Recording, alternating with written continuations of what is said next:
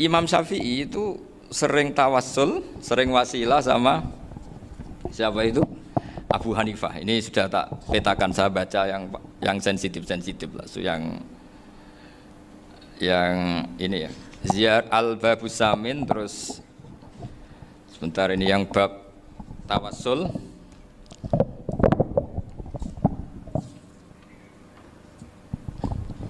Ini halaman 90, mungkin santri-santri kerap ya bisa ngecek lagi di kitab Hujjatu Ahli Sunnah.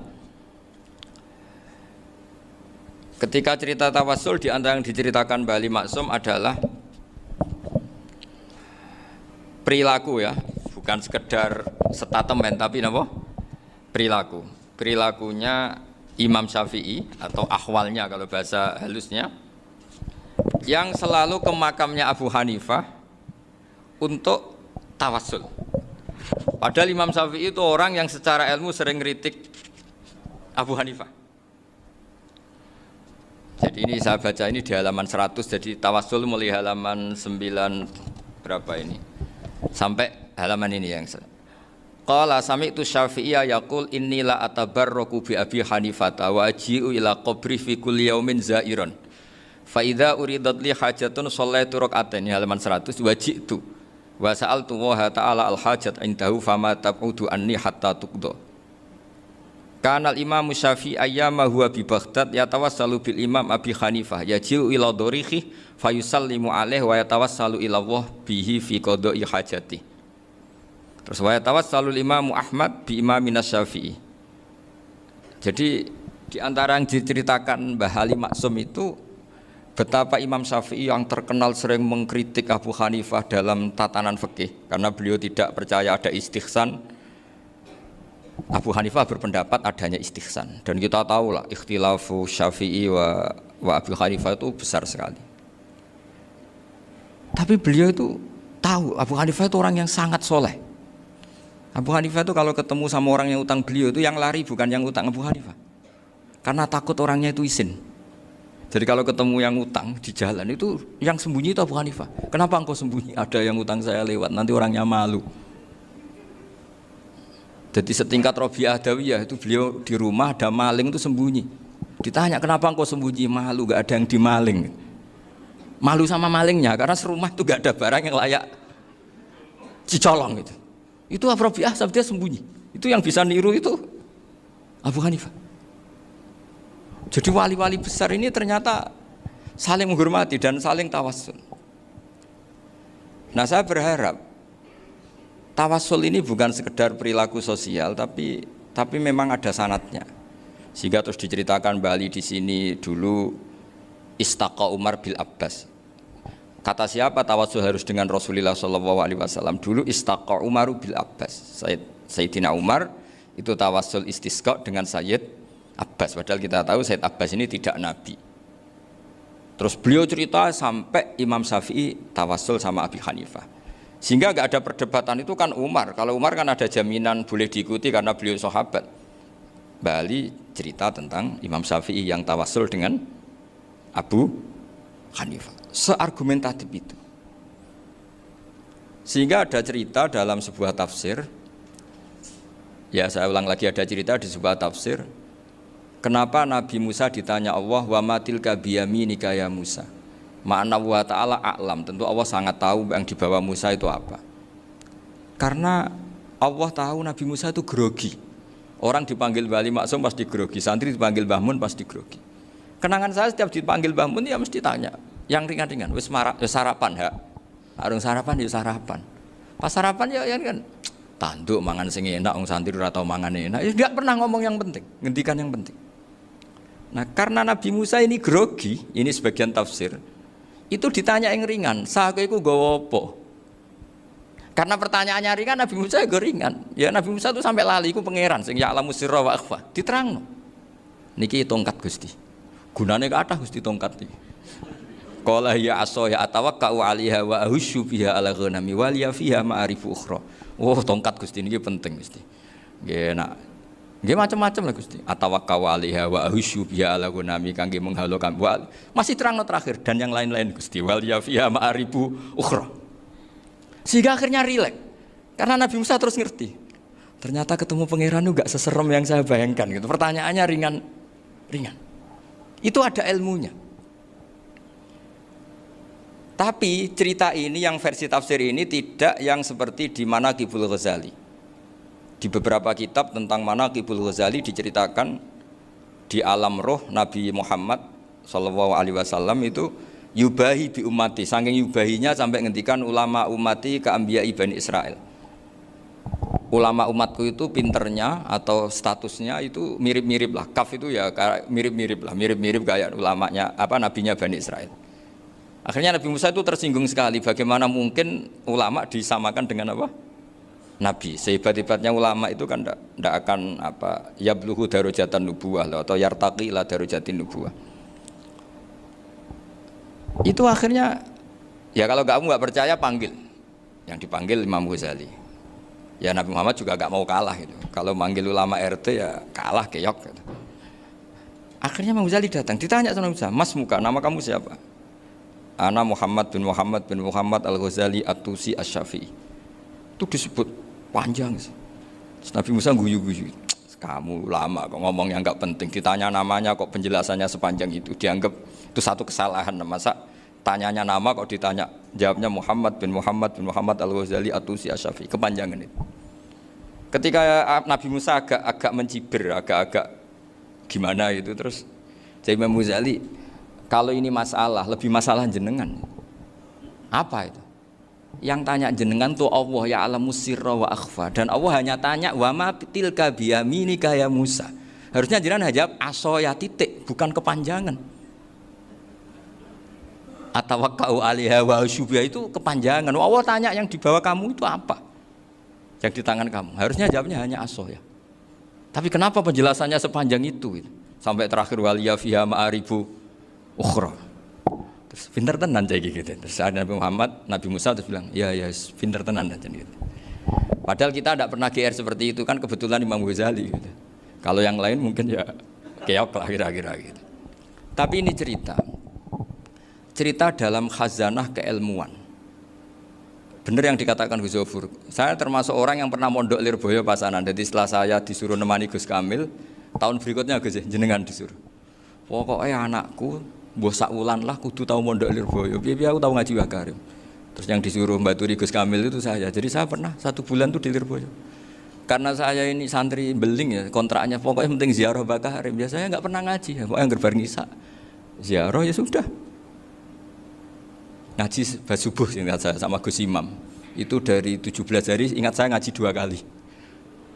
Tapi kalau ziarah ke Bakarim sudah lupa jumlahnya karena memang kontraknya disuruh ziarah. Sampai seperti itu. Dan saking senengnya bangun sama Bakarim saya masih ingat. Ngamplopi salam template itu masih ingat untuk Gus Anwar, untuk Gus Imam, untuk Gus Kafabi, termasuk untuk Gus Maksum. Itu malam-malam saya dijak ngamplopin. Zaman itu saya masih ingat selawewu. Zaman itu kos 1 bulan itu 13.000. Jadi kira-kira kalau 25.000 itu untuk kos 2 bulan. Jadi saya krusnya itu pakai kos. Saya masih ingat Mondok Sarang itu kos 1 bulan 13.000.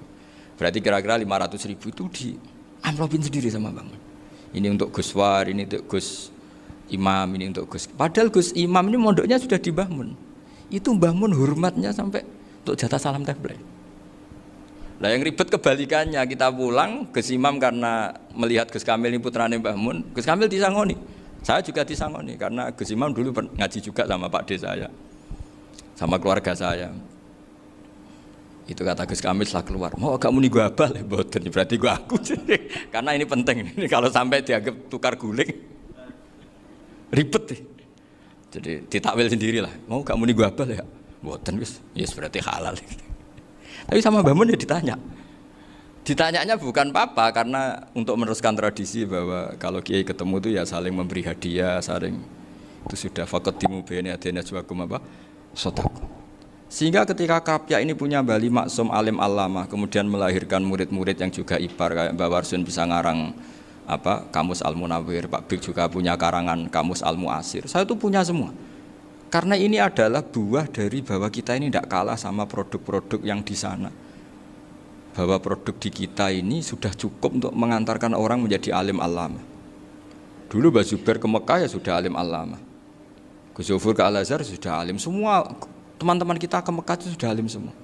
Padahal produk mondoknya ya tadi mau digojlok kiai ini, terus mangkel be keamanan biasanya itu. Biasanya musuh besar pondok itu keamanan. Jadi ya bukan berarti gojlok ibunya Gus Miftah enggak, biasanya keamanan itu musuhnya apa? Banyak. Itu tradisi keilmuan itu harus dijaga dengan hujjah dan dengan tadwin, dengan pembukuan. Saya punya sekian cerita ya, misalnya dulu kita mungkin iskal itu janggal. Kenapa sih orang Islam tukaran sama orang Islam itu? Sehingga di antara doa Nabi yang enggak dikabulkan Allah, enggak boleh dikabulkan sama Allah, enggak boleh, bukan berarti enggak mustajab. Redaksinya famana aniha, memang enggak boleh. Redaksinya bukan falam yastajib lahu tapi famana aniha. Di Al-Marrah As-Salisa ini Nabi dilarang, yaitu melarang umat Islam itu jangan sampai tukaran sama umat Islam sendiri. Itu kata Allah, ya enggak bisa kata Allah, kalau itu tidak saya kabulkan. Itu dulu guru-guru kita nyontohkan sederhana. Kira-kira kalau saya tukaran wek Gus Zofuru, Mbah Mun luwih ikhlas dibanding ditukari wong liya. Nakno kakak ditabuk adik, wong tua luwih ikhlas dibanding ditabuk tangga. Barokahnya membaca kita lebih mentoleransi. Kalau ada Mbah Hashim dikritik Mbah Fakih Mas Kumambang, kita ikhlas itu. Tidak dikritik guru PAUD itu kan. Atau dikritik orang-orang yang enggak bisa ngaji. Artinya ternyata keliru kita bilang kiai kok tukaran. Justru bagus kiai tukaran dibanding kiai dikritik guru PAUD atau dikritik orang-orang yang enggak bisa baca kitab. Akhirnya barokahnya baca kita menjadi tahu. Dulu Mbah Mun sering cerita, ini masih cerita silsilah ya. Jadi Mbah Ali Maksum tadi kita tahu di antara guru besarnya Mbah Ali Maksum tentu Mbah Mahfud Termas. Beliau adalah adik dari Kiai Mahfud Termas. Mbah Dimyati ini adik Kiai Mahfud Termas. Itu punya saudara namanya Abdul Razak, juga punya saudara namanya Dahlan. Itu yang membawa Thariqah Syadziliyah di Solo Raya, yang sekarang alhamdulillah diteruskan Gus Wafi. Dulu di antara pesannya Mbah Mun ke saya, hak Wafi kandani kon ziarah ning Mbah Dimyati. Mergo Thariqah Syadziliyah dulu itu yang bawa keluarganya Mbah Dimyati. Jadi semuanya ini masih dzurriyyatan ba'duha min ba'd. Nah, pesan saya karena tadi Mbah Munawir yang termasuk orang pertama yang bawa Quran, bawa qiraah sab'ah. Kenapa saya bilang termasuk? Karena kalau bilang paling yang pertama ini nanti butuh data. Dan itu agak kerepotan lah. Tapi yang jelas mimman istahara lah. Mimman istahara yang membawa sab'ah ke sini itu adalah Mbah Munawir. Terus beliau ngajarkan diantaranya ke Mbak Arwani pakai kitab Satibi, pakai kitab Nazmus Satibi. Terus Nazmus Satibi itu diteruskan oleh Mbak Arwani, ditulis. Yang nulis dulu Mbah Dola Salam. Bapak saya itu murid Mbah Dola. Dulu Mbah Dola sebelum ke Mbak Arwani ngaji sama Ki Said di Sampang. Bapak saya sebelum ngaji di Badola sudah hafal Quran lewat buyut saya sendiri namanya Ki Zubaidi. Yang Ki Zubaidi akhirnya jadi menantunya Mbah Ahmad Syuaib. Jadi buyut saya kandung ini namanya Sofiyah, itu asal keluarga Lasem, yang adiknya Sofiyah ini punya adik Badi'ah yang jadi ibunya Ki Sahal. Terus Ki Sahal punya Mbak Yu namanya Muzayanah, punya di garwa Ki Mansur punya anak Gus Qayyum. Jadi dulu ibu saya, ibunya Gus Sofur, ibunya Pak Maftu itu semuanya di Lasem. Karena saya dari keluarga Gen ya Lasem, dari keluarga sanad guru ya Lasem. Tapi Lasem Bahdawi itu dulu ngajinya di Mbah Umar Harun di Sarang.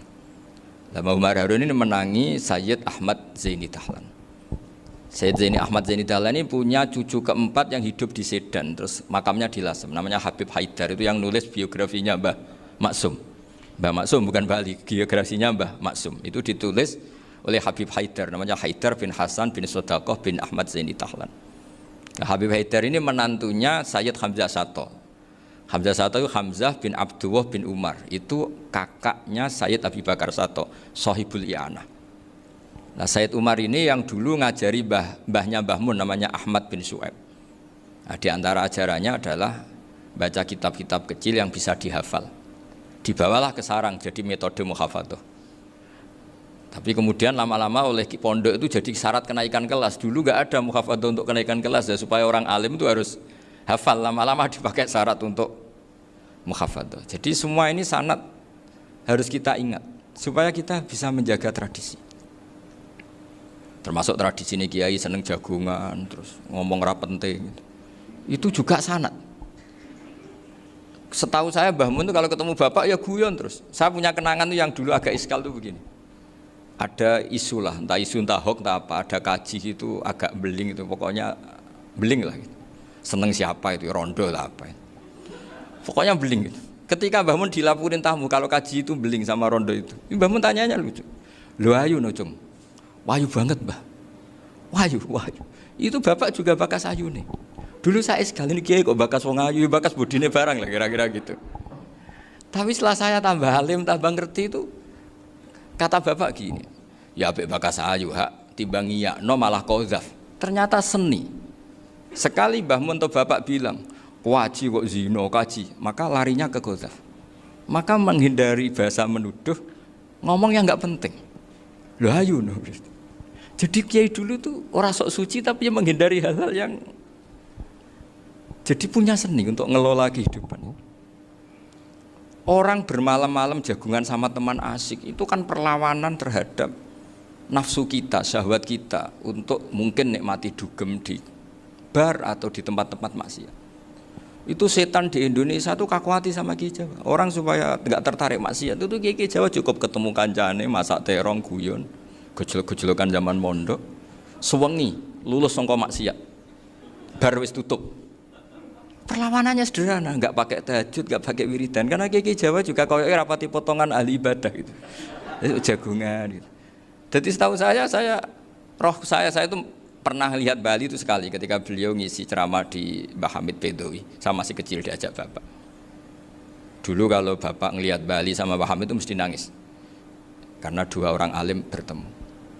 Yang akhirnya ya bisanan itu Mbah Hamid punya anak Gus Nasih, di sini ada Mbah Nafisa, terus jadi Mbak Salih Hindun itu.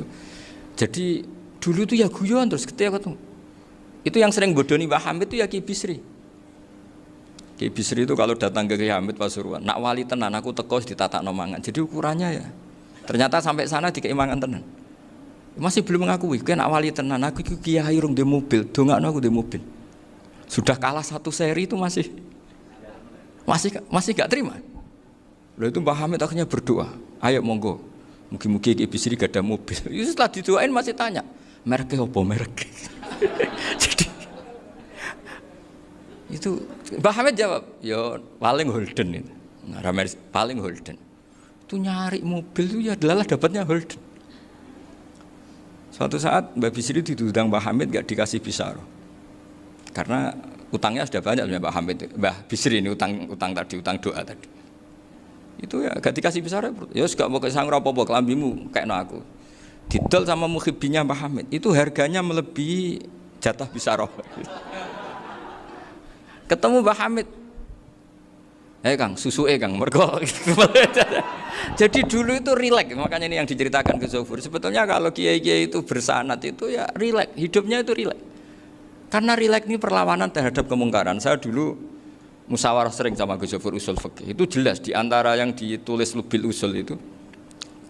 Ya kita tahu tadi misalnya sanad usul fikih, Mbah Ber itu sangat al-usuli Kiai Zubair Dahlan, abahnya Mbah Mun.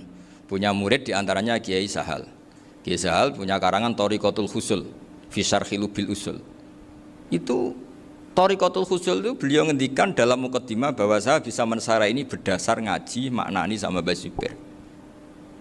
Terus beliau mengutip sarah itu dari kitab Nailul Ma'mul. Beliau ngendikan binus khotin khotiyah ghairi matbu'ah. Dan itu ditemukan di Kiai Mansur di Lasem, karena Kiai Mansur iparnya Mbah Sahal. Mansur bin Khalil itu diantara katibnya Syekh Mahfud. Jadi semuanya ini sambung. Mbah Ber saking ahli usul fikihnya, kalau ngajar usul fikih itu kalau guyon takriran saya ini lebih memahamkan ketimbang sarah. Ya sudah, terus Mbah Zubair Kiai Fakih, terus Syekh Mahfud. Di sini Syekh Mahfud termasuk orang yang dekat Mbah Munawir, sampai putrane Mbah Mahfud namanya Gus Muhammad dibawa Mbah Munawir, kemudian mondok di Termas diantaranya, terus dinikah jadi menantunya kalau nggak salah Haji Taslim di Betengan, kemudian sekarang juriannya Mbah Mahfud di Betengan. Ini nggak boleh hilang secara seperti itu. Di antara di usul fikih diterangkan, ketika di antara 5 hukum itu ada yang bernama mubah. Mubah itu boleh dilakukan, boleh ditinggalkan, dan kalau dilakukan ya tidak berpahala, tidak disiksa. Itu ada ulama yang protes. Protes nggak bisa seperti itu. Itsma min mubahin ila wa tahaqqaqu bihi tarku haramimma. Fa'il zamu minas sukun tarkul qatli wa minas sukut tarkul qadaf. Tidak bisa, mubah itu tidak ada. Kalau kiai jagungan semalaman, itu Allah ngitungnya itu hada taroka dugem, wahada taroka delok dangdut, wahada taroka kada wakada. Oh, itu luar biasa. Dan kita ngikuti yang seperti itu saja. Gak usah tahajud, gak usah witir telulas, kaya ora kuat timbang gremeng wis. Sewengi jagungan, setan ngenteni kita tergoda maksiat, ternyata maksiatnya sampai tutup, kiainya masih apa? Jagungan. Jadi jagungan saja ada ilmunya bahwa itu perlawanan terhadap tarkul ma'asi. Sehingga bagaimana Anda katakan mubah ini mubah, toh gunanya adalah tarkul haram. Meskipun efek mubah juga bisa tarkul wajib, wae bojo blonjo turu. Karena wae ngrumat ibuke turu. Itu halal wajib. Jadi mubah itu resikonya ya bisa tarkul wajib, bisa tarkul haram. Sehingga kalau sanad ini terjaga secara baik, secara kultur, saya sering juga sakuan sama Gus Yofur itu mesti tak niati gitu. Jagungan wong alim iku ibadah dan menikmati ibadah adalah dabul auliya wa dabul ulama. Kata Imam Ghazali, pada akhirnya waqud buhadatin al istilzat bil mubahat. Kata Imam Ghazali, pada akhirnya qutbu hadatin, madaru hadatin, pokok dari agama ini adalah melawan kemaksiatan dengan kita menikmati al-istidzat bimubah. Kita menikmati sesuatu yang dibolehkan Allah Subhanahu wa taala. Dan seperti ini itu bisa qasmu dhuhri syaitan, bisa menghancurkan punggungnya setan. Karena kalau melawan setan dengan ibadah ini kadang kita capek selain isra potongan. Tapi nak kangkang ning komplek H gitu jagungan mbek kancane, ngenang melarate, mbok ngenang ora sekolah, ra munggah kenangan. Sing ra munggah diarani istiqomah. Gitu kan. Diarani tulus zaman, kok sing munggah dianggap kesusu. Saya ini punya pondok Quran, kalau ada yang hafal 3 tahun mesti digojlok kancane. Gak apik kesusu itu. Kesusu itu mesti tidak barokah karena tergesa-gesa apa? Hatam. Sehingga yang enggak hatam-hatam itu kayak partai mayoritas. Ini yang partai tulis zaman katanya. Ahli sobri katanya. Akhirnya di pondok gara-gara itu mau guyon, tapi enggak ada stigmasi yang enggak naik. Di Pondok Sarang itu saya punya temen itu banyak yang sekelas dengan saya, sekelas sama Gus Kamil, akhirnya sekelas dengan Gus Sofur. Padahal saya ini kakak kelas. Saya temannya, Gus Kamil temannya Gus Sofur. Ini anak ini nggak pernah naik, itu nggak dinyek, nggak dicibir di pondok. Karena guyonan tadi, guyonan bahwa ini bagian dari bentuk apa? Istiqomah. Nanti yang goblok juga tenang. Karena kiainya cerita, kadang santri goblok ya barokah. Di sini pondok akeh santri ora tau sinau ning omah dadi kiai gede. Selalu kiainya tuh cerita seperti itu. Akhirnya sing goblok ya bangga dengan kegoblokannya. Iya, jadi kiai itu orang yang meskipun guyon ini barokahnya Masya Allah. Dan setahu saya kiai-kiai alim itu ya senengannya guyon karena tadi guyon itu luar biasa. Bapak saya itu kalau pesan sama saya itu enak ngaji wis guyon nice. Wong ning omah mikir utang, mikir wedi bojo macam-macam kok ngaji kok jak nangis pisan, nangis ping pindho katanya. Sudah jak guyon ae. Paling gak lali. Dan beliau punya dalil kul bi fadlillah bi rahmati fa bidzalika falyafrah. Jadi jangan sampai orang ini farah bil maksiat, jangan sampai orang itu. Dan ini yang saya kenang dari sekian cerita murid Bali. Mbah Ali Maksum ya senangane guyon. Gejol-gejolkan mbek santri guyon. Ini saya maklumatkan ke semua santri beliau bahwa ini bukan sekedar guyon, tapi al-istildzat bil mubahat. Ini adalah perlawanan terhadap setan karena banyak orang bisa senang tuh kalau nunggu maksiat. Ini bisa senang dengan sesuatu yang tidak maksiat. Itu kayak apa hebatnya? Makanya Nabi itu kalau ketemu sahabat ya sering ngendikan yang ringan-ringan. Ya Umar ma'afalan duher jong mana piye ije. Kalau ketemu anak kecil ya. Nanti ketemu yang tua-tua yang sudah nggak bisa mikir, ya cerita-cerita saya mohon sekali murid-murid kerap ya, jangan hanya ngaji fikih. Kalau hanya ngaji fikih itu posisi Abu Hanifah itu seakan-akan nyun sewu orang yang sangat tidak ahli hadis. Karena beliau di situ kelihatan kalah sekali dengan Imam Syafi'i. Apalagi di perdebatannya Muhammad bin Hasan Asy-Syaibani dengan Imam Syafi'i itu kelihatan sekali betapa Abu Hanifah itu orang yang nyun sewu ditinggalkan dalam ilmu hadis. Sampai beliau hanya dapat gelar min ulama ahli ra'yi, termasuk ulama yang kuat logikanya. Juga harus baca kitab-kitab seperti ini. Ternyata di balik Imam Syafi'i mukhalif pada beliau di bab-bab fikih, perilakunya sangat hormat. Sampai beliau tuh kalau tawassul ke kuburannya Abu Hanifah. Dan beliau ngendikan an-nasu fil fiqhi iyalun ala Abu Hanifah. Semua orang yang ahli fikih itu masih anak buahnya Abu Hanifah. Saya berkali-kali cerita, mazhab Syafi'i itu alatut tadhir hanya dua, yaitu alma wa turab. Abu Hanifah nambahi wanar. Alasannya Abu Hanifah, orang mukmin yang dosanya banyak itu dibakar di neraka, dan alasannya Allah litadhirihim, untuk mensucikan mereka. Sehingga pikirannya Abu Hanifah, an-nar itu min alatit tadhir. Apa yang terjadi ketika bata itu batu bata yang dibakar, di situ campur teletong, campur apa-apa, itu kalau sudah hormat Abu Hanifah selesai, sudah suci, karena sudah ngelewatin pembakaran. Meskipun kita tidak akan kalau kehilangan air terus wudhu dengan api, bisa bunyak semua itu. Tapi apapun itu menjadi solusi. Sehingga saya punya kitab namanya Ikhtilafu Malik, Ikhtilafu Malik wa Abu Hanifah atau Ikhtilafu Syafi'i ma Abu Hanifah. Itu kelihatan sekali kalau Abu Hanifah itu nyuruh saya posisinya kalah. Karena yang ngarang orang-orang Syafi'i. Tapi kalau melihat kitab-kitab kewalian, misalnya di kitab Mizan Kubro ini juga sering disebut kisah itu Mbak Ali Maksum tentang Imam Sa'roni. Berkali-kali beliau mengutip Mizan Kubro. Itu Abu Hanifah adalah orang yang sangat mukasyafah. Artinya ketika Nabi cerita air wudhu itu menjatuhkan dosa, tidak ada air wudhu yang jatuh ke kamu kecuali saat itu juga dosa kamu jatuh. Itu beliau datang ke Madharota Kufah. Kemudian beliau bilang sama si orang tua tadi, tub anizina. Orangnya terus bilang atubu minazina. Ada lagi pemuda datang dibilangin tub an ukuki walideka, terus bilang tub tu an ukuki walidayya. Sampai yang terakhir ada tub an simai alatilahwi atau an samai alatilahwi, terus tub tu an samai.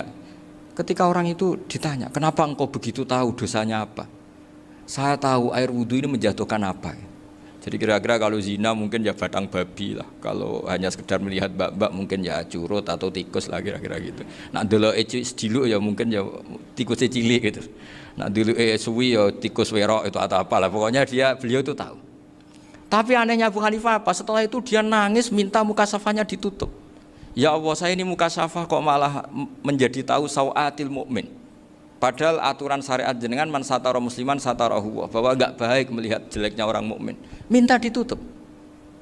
Makanya saya ini bangga ada mukasafah. Makom yang kita sampai sekarang itu makom setelah Abu Hanifah mukasafah. Jadi Abu Hanifah repot-repot mukasafah, minta makomnya ditutup tidak menjadi mukasafah. Dan alhamdulillah kita sudah tidak mukasafah sebelum minta ditutup. Jadi kita ini keren.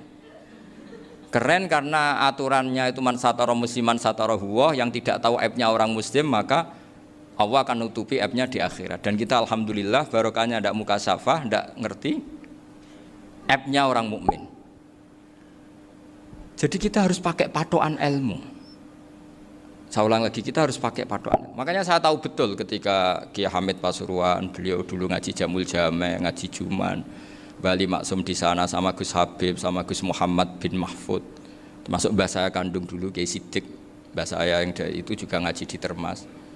Bapak saya dulu Kiai Nur Salim ngaji di Buyut Baiti.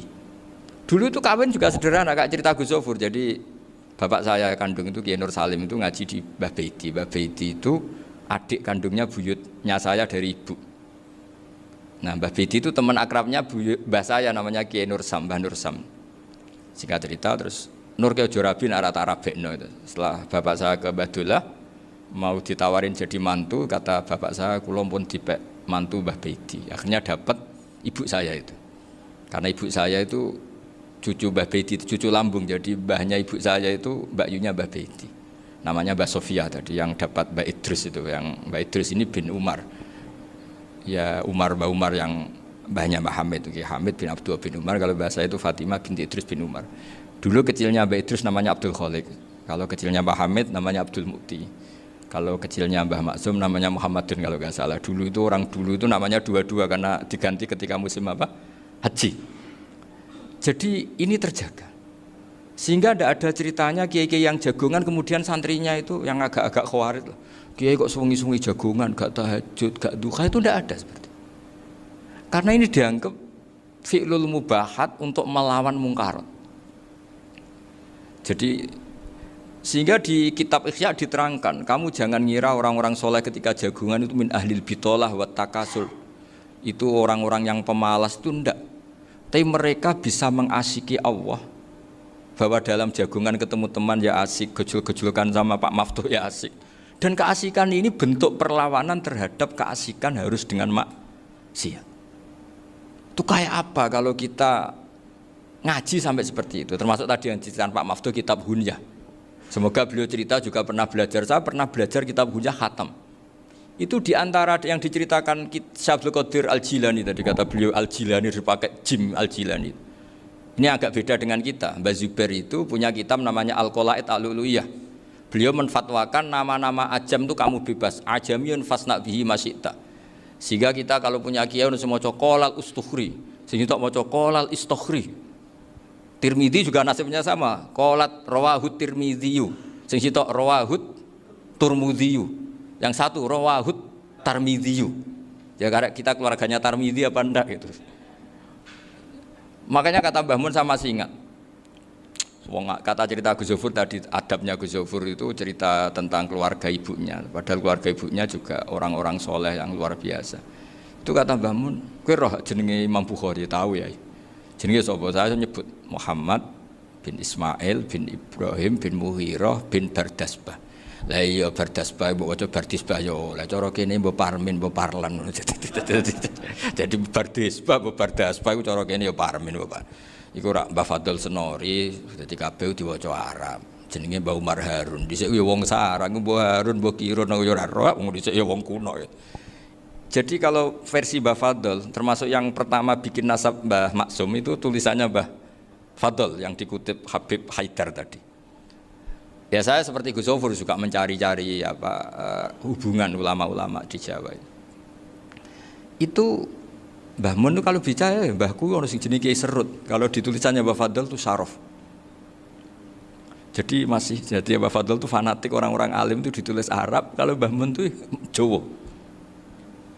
Dulu tuh ada wali seto di daerah saya. Dulu orang ya janggal, ternyata ada sato itu kesamaan di Arabnya itu.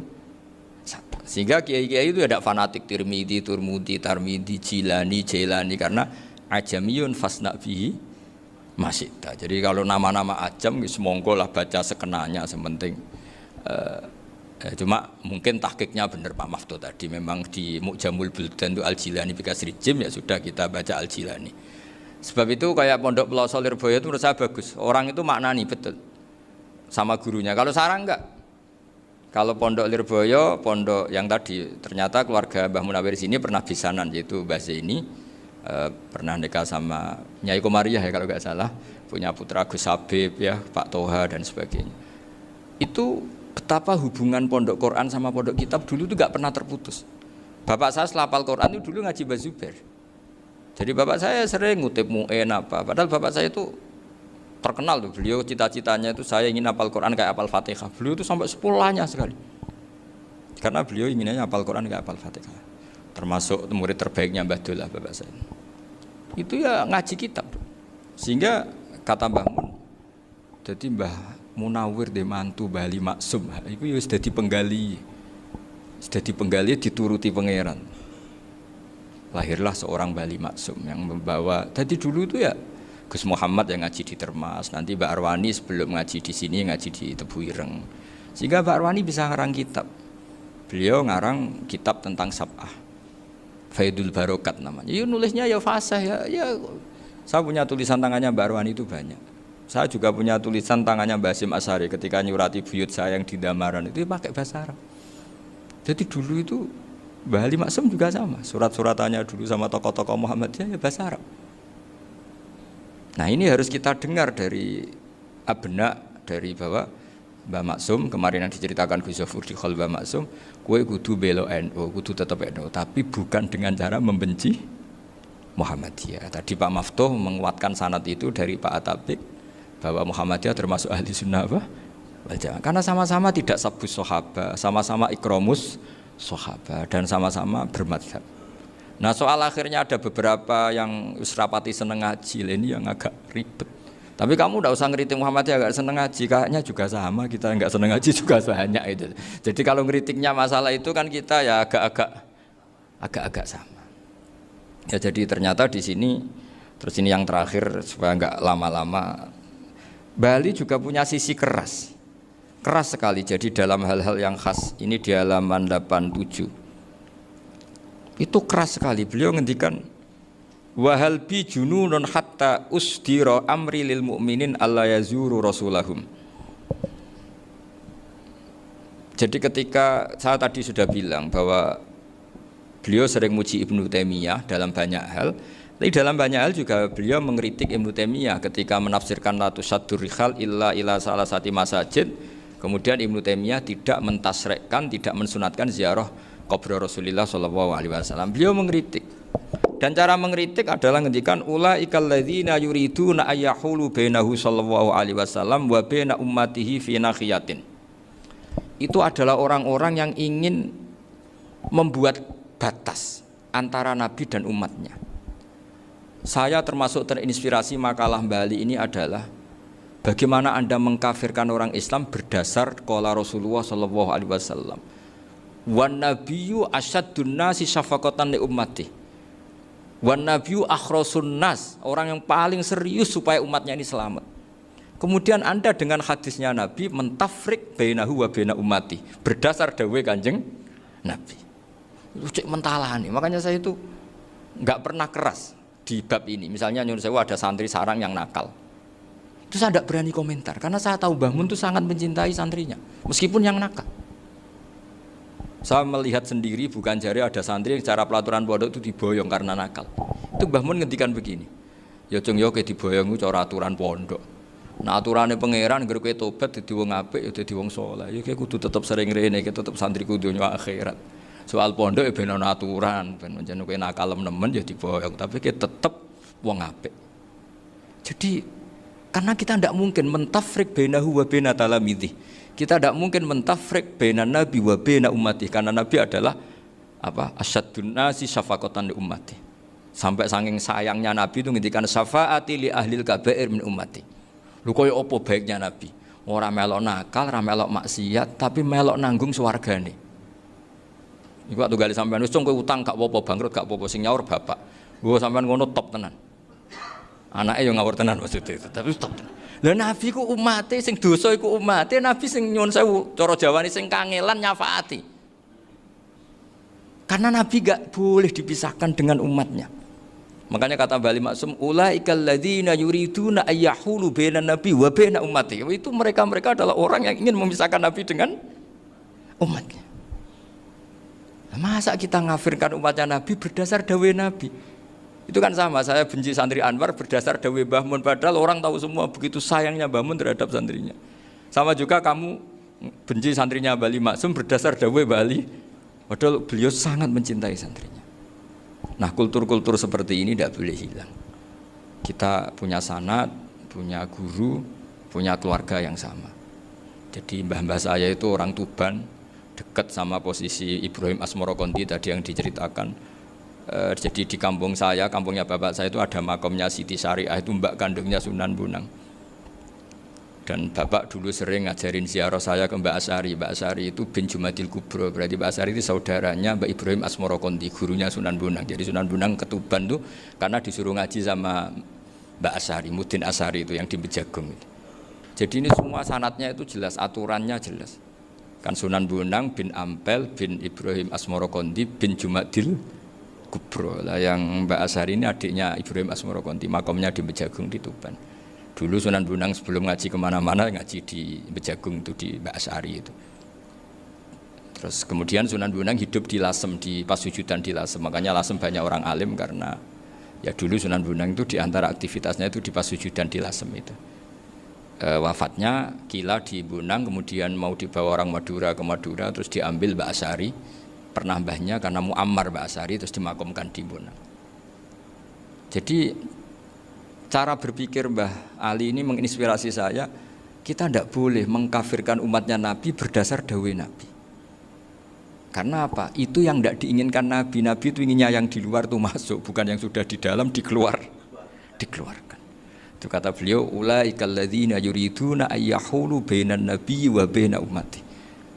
Orang-orang yang tidak mentasrek ziarah pada Nabi adalah orang-orang yang ingin memisahkan Nabi Dan begitu kias berikutnya, orang-orang yang sidik-sidik muni ini kafir, ini sudah enggak benar, inilah yurja khairuhu, itu orang-orang yang memisahkan. Dan lucunya berdasar dawuh Nabi.